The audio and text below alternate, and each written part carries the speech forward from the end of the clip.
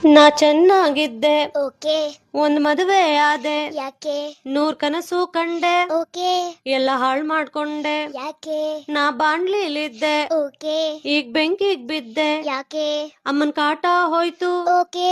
ಅತ್ತೆ ಕಾಟ ಬಂತು. ಯಾಕೆ? ಅಮ್ಮ ಬೈದ್ರೂನು ಸುಖವಾಗಿ ಸಾಕ್ತಿದ್ರು, ಗಂಡನ್ ಮನೆಯಲ್ಲಿ ಎಲ್ಲಾ ಕೆಲಸ ನಂದೆ, ಅಯ್ಯೋ ಮಾಡಿ ನೊಂದೆ.